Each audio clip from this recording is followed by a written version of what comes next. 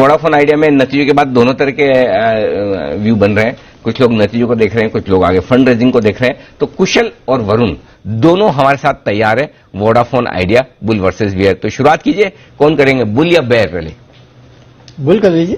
Bull, चलिए। चलिए, तो यहां पर सबसे बढ़िया पॉइंट मुझे लग रहा है नतीजों में अनिल जी, वो है इनकी ऑपरेटिंग मुनाफा और ऑपरेटिंग मार्जिन।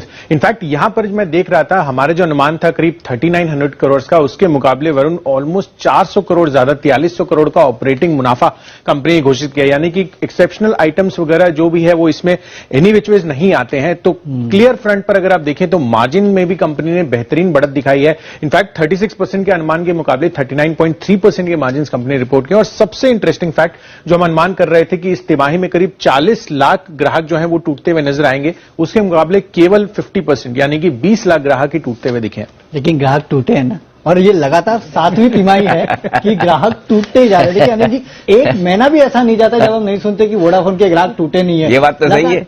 लगातार टूटे, और अनिल जी इसी स्पीड से अगर टूटते रहे ना तो एमटीएनएल बीएसएनएल के लेवल पे आ जाएंगे। ये हाल हो जाएगा इस कंपनी का। डेफिनेटली वरुण, पर कहीं ना कहीं आप देखिए कि बहुत बड़ी स्पीड कम हुई है। In fact first half of FY21 देखेंगे तो ऑलमोस्ट 1.93 करोड़ ग्राहक टूटते हुए नजर आए थे। उसके मुकाबले एक तिमाही में सिर्फ 20 लाख ग्राहक टूटे हैं। पर डेफिनेटली आपकी बात सही है कि 20 लाख ग्राहक टूटे हैं, पर स्पीड जो है वो काफी रिड्यूस होती हुई दिखी है। पर दूसरा पॉइंट यहां पर आपको इस चीज पर देखना होगा कि FY22 में जो आरपू की बढ़त है करीब 30% तक, यानी कि जो सीएलए से अनुमान करके चल रहा है वो काफी सिग्निफिकेंट, यानी कि अगले 5 क्वार्टर्स में अगर आप देखें तो यहां पर ऑलमोस्ट 5 से 6% की एवरी क्वार्टर आपको आरपू में बढ़त दिख सकती है। अब मुझे पता नहीं सीएलए से क्या सोच के बोल रहा है कि 30% या 5-6% के आसपास की बढ़ोतरी देखने मिलेगी, क्योंकि पिछले एक साल में अगर आप देखें तो आरपू इसके कुछ बड़े नहीं है। अभी भी इंडस्ट्री में सबसे कम आरपू इसका है। आप भारतीय एयरटेल को देख लीजिए, पिछले एक साल में कितना आरपू बढ़ा है, 31 रुपए का।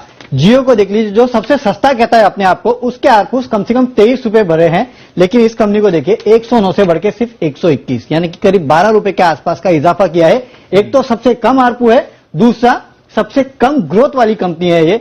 तो पता नहीं सीएलए से क्या सोच के कह रहा है कि 30% के आसपास बढ़ेंगे। बिल्कुल, तो उनका एस्टिमेट जो है हम अपने सामने हमने आपके सामने रखा है। पर तीसरा पॉइंट यहां पर वरुण अपने को देखना होगा कि जो 25,000 करोड़ रुपए फंड जुटाने की मंजूरी मिली थी सितंबर महीने में पिछले साल, अब वहां पर नए निवेशकों के साथ जो है कंपनी की बातचीत शुरू हो चुकी है। और अगर ये चीज हो जाती है पॉसिबल और फंड रेजिंग मिल जाती है तो आगे के लिए जो एजीआर बकाया है कम से कम 3 से 4 सालों के लिए, तो इनकी टेंशन दूर हो जाएगी। यही सबसे बड़ी प्रॉब्लम है इस कंपनी की। कंपनी का काम क्या है, टेलीकॉम सर्विस देना। कंपनी पिछले 1.5-2 साल से कर क्या रही है, सिर्फ फंड जुटा रही है। तो ये एक एनबीएफसी कंपनी बन चुकी है जो हर क्वार्टर कहीं ना कहीं फंड रेजिंग के प्लान करती है। 25,000 करोड़ जुटा भी लेगी तो 50,000 करोड़ भरना है। चलिए जो एजीआर का भुगतान कर भी दिया अगर इस कंपनी ने, तो 5G के लिए पैसा कहां से लाओगे, कंप्लीट कैसे करोगे?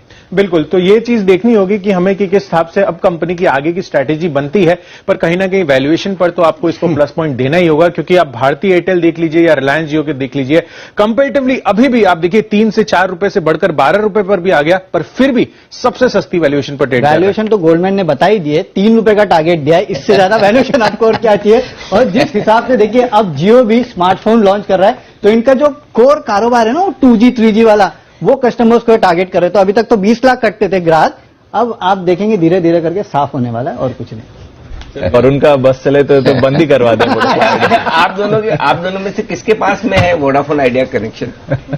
क्या वोडाफोन आइडिया का शेयर? कनेक्शन नहीं है, था वो भी चेंज कर दिया। दोनों के पास नहीं है? नहीं, बिल्कुल नहीं। अब मैं लेने वाला हूं। देखो वरुण, एक चीज बहुत साफ दिख रही है मुझे, बाकी का तो पता नहीं। हाँ, इस बार प्रमोशन इंक्रीमेंट जो कुछ होगा शायद कुशल का ज्यादा बढ़िया होगा। अगर आइडिया के मेरे 15 रुपए 17 रुपए वाले टारगेट आ गए और अनिल जी अगर वापस 3 रुपए आ गए तो फिर आपका डिमोशन लेकिन तो कौन जीता वैसे इन दोनों में, बुलबेर में? अच्छा, एक शब्द हिंदी का उसका मतलब बताइए। मल्ल युद्ध। No idea. No idea. आप दोनों को पता है? नहीं दोनों को नहीं पता? नहीं अनिल, एक मिनट जरा हमारे एक्सपर्ट्स का पैनल दिखाइए, देखिए किसको पता है मल्ल युद्ध का मतलब किसको पता है।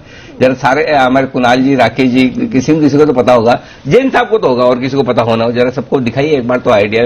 मैं पूछ के देखता हूँ इस शब्द का मतलब किसको मालूम है। मल्ल युद्ध किसी को मालूम है? हाँ, मतलब ओके। किसी को नहीं पता। इसका मतलब होता है कि कुश्ती करके विजेता का नाम घोषणा करना कि दोनों कुश्ती करें, दोनों में से जो जीतेगा वही सही है, वही सही है। क्योंकि दोनों के अपने अपने जो तर्क है वो इतने स्ट्रांग है।